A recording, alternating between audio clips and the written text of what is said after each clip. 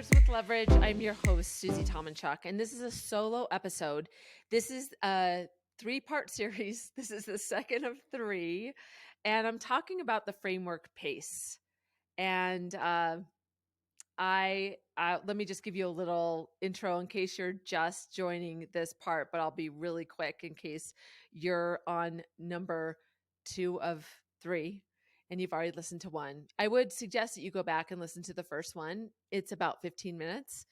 So PACE is my framework that I talk about, and it allows people to integrate negotiation every day. And it's an easy way to think about it. It's the real pieces of a negotiation process, the pace of a negotiation that is applicable for everyday usage. And so I wanted to talk about it because I want people to be inspired to be able to say, I'm using this now. I use this. It's helpful to me. So PACE stands for prepare, aware, close, and evaluate. And these are the pacing of a negotiation. And it's why I think it's so powerful and impactful for people is we're inhibited many times. We all have a different relationship with negotiation. And what that does is it makes us feel like we don't know how to approach it. I will tell you, when I talk about negotiation, I must give this real confidence around it because I talk about it so much. People that negotiate for a living will say to me, next time you have a training, can you let me know? Because I want to take it. Because they feel like there's always something more to learn. And I tell you that because there is. Negotiation has so many strategies, techniques, tools that you can use. Don't get inhibited by all of the opportunities there are there. Just start using that term negotiation. Start using the word leverage in your everyday, and you'll get more comfortable with it. I feel like we shun that as a negative thing, that we're taking advantage of somebody else. And that's not how it needs to be. That's not how it needs to feel to the other side. It can be exploring the interests of both parties so that you can come to an agreement that works for everyone. Because at the end of the day, relationships are all about that longevity and not about that I'm just going to take advantage of you. I'm that car dealer. I'm going to get as much from you and then we'll never see each other again. That happens very rarely. It's about the relationship. So we covered prepare. That's the P of PACE. And now aware is just having awareness of the moment. And when this is all about the sociological aspects, it's about what happens in the moment. What's tricky about negotiation is every deal is different. And it's not just the deal points that are different.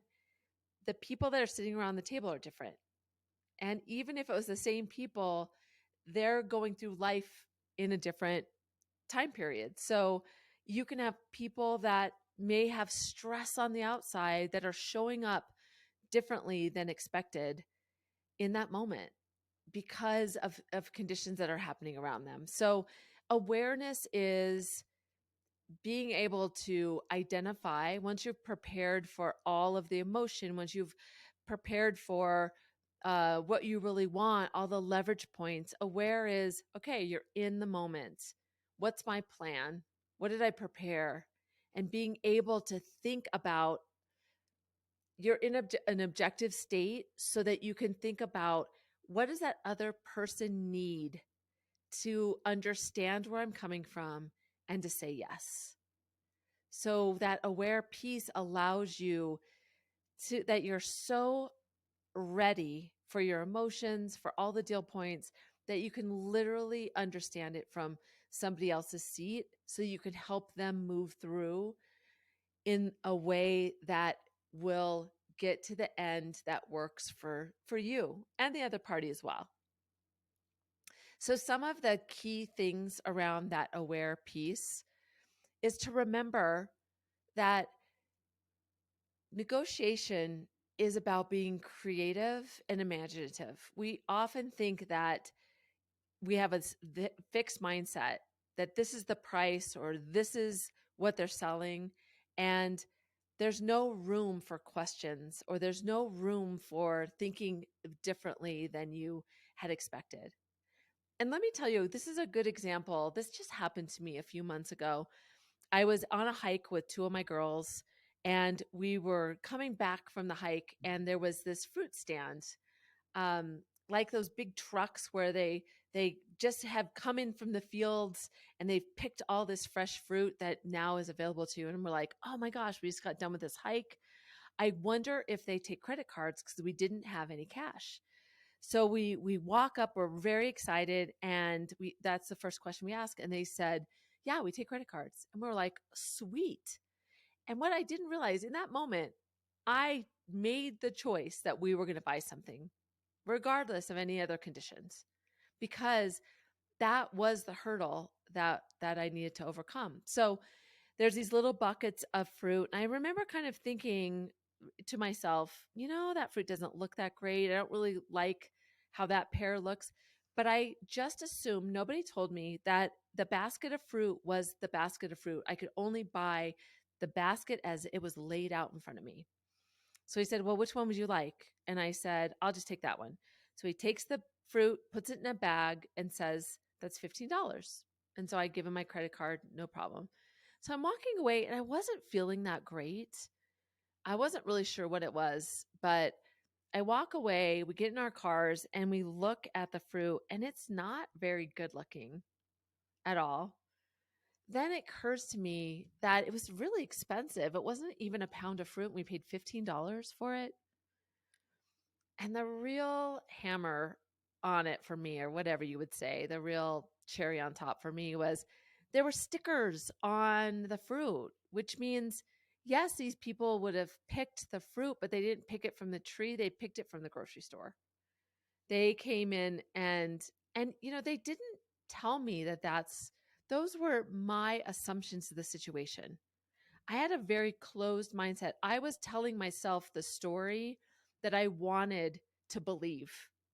So my awareness in that moment, my eye was off the ball. If we would have walked up and said, and before we walked up said, if they take credit cards, let's see if we like it. Let's make sure it's fruit we really want. And let's not overspend. Let's be thoughtful around that. If we would have thought through some of this stuff, we might have not had such a closed mindset to the fact that this is what it was. So thinking creatively, if I would have said to him, hey, I don't really like the combination of this little basket. Can I have this and this and this? Maybe he would say, yes, no problem. I didn't ask. I had a fixed mindset. I didn't assume that I could be creative in that moment. So that's one, is having awareness in the moment that it's a conversation, that it just because they said this is the number doesn't mean you can't say, well, are you firm on that? What are the other options? What are some of the things that somebody else has asked for? So that's the first thing, to understand that every situation is not fixed. The second is thinking about silence. We all know that silence is powerful. And I always joke with some of my students that it's not just silence, it's awkward silence that we need to practice, because that's where it really gets uncomfortable. And yes, it's hard to do, but practicing silence allows you to understand what's on their mind. So there's two best practices about silence. One is when you get done with your offer or answering the question that you wanted them to say, to answer, stop, practice silence. When we're nervous or we're uncertain, we tend to just keep talking. But when you practice silence, just cut it off, have a plan. Part of your prep should be planning when you're going to insert silence. And then the other side of using silence is when somebody else puts an offer out or says something, when you practice silence before you jump in, they may add a little more. They may feel a little uncomfortable and give you some additional information that'd be helpful to you. We listen the worst to the people that are around us the most because we anticipate their cadence, the things they're going to say, the answers they're going to give you. So when you practice silence, you disrupt that cadence that people are used to. And it can really create some additional benefit or just different additional dialogue that can be helpful to you and to the deal. So the second one is the power of silence. The third one is never agree to the first offer. So often when we get into a situation or a negotiation, we just want to get it over with. So we want to take it. And you've probably heard don't agree to the first offer. And that's true because there could be more. Always take an offer and say, okay, I appreciate this. Let me think about it and make that a best practice. Or can you give me time? Do you mind if I just step out for a minute and think about this? Because even if it's the best thing you could have possibly wanted and it was exactly what you wanted, you need to kind of get some objectivity because whether you're surprised in a good way or surprised in a bad way, now you're cloudy. You're a little bit cloudy. And so taking that space will allow you to think it through. It also, the other benefit is to the relationship. If you were to accept the first offer and you immediately say yes because they offer you twice of what you thought or exactly what you wanted, and you're like, oh my gosh, glad to have this over, that signals to them that they could have gotten you for less or that they left something on the table. So it's an ego killer for them. So using that as a best practice is good for to increase your offer, but it also helps the relationship. And then the fourth thing is you prepare so much that there are a lot of assumptions that you can make that the other person, how they're going to answer, what's important to them. And you may know that, and you may be exactly right, but be cautious about being too assumptive. Allow them to tell you what they want, what's important to them, even if it's a spot on to what you expected. Really lead with curiosity because you want them to feel a part of the process. You want them to be able to articulate what's important to them. When we coexist, when we have great conversation to one another, being a good listener is not just being quiet and saying, mm-hmm, mm-hmm, mm-hmm, mm-hmm. Actually, good listening is about interjecting and helping the other person that you understand what they're saying and giving them space to articulate what's important to them. And there's research that shows that ambiverts, which are the middle of extroverts and introverts, are the actual best at closing deals and sales. And it's just because of that, they allow there to be balance. They tell a good story. They articulate their frame really well to the other side, but they listen in a way that the other person feels that they were heard. So that balance of not being cautious about your assumptions, asking more out of curiosity, and don't assume, even if you know, you know, or don't even tell them that you had already anticipated that. There's no room for who's winning here. You just want the outcome that you want. So awareness is about being in the moment and being at your best, being able to anticipate the conditions that you'll be facing so that you can show up in the best way possible to get to an end that you're really comfortable with. So that's awareness. So the 4 points that you can start using right away is to really remember to use creativity and imagination. Don't get fixed in this is the way it's supposed to be. Just assume that negotiation is possible. Know the power of silence and use it in a way that's powerful. After you make a point, after they make a point, be thoughtful about just sitting in the moment. Never agree to the first offer for the good of your deal and as well as for the relationship and their ego. And then don't assume you know. Lead with curiosity, ask a lot of questions, and allow the other side to articulate what's important to them. Don't assume. So that's aware. That's part of the pace of the negotiation, and a really important one, because it's hard sometimes to sit in front of that and be able to gain clarity about what you need to do. And like I said, understanding the conditions so you can show up at your best.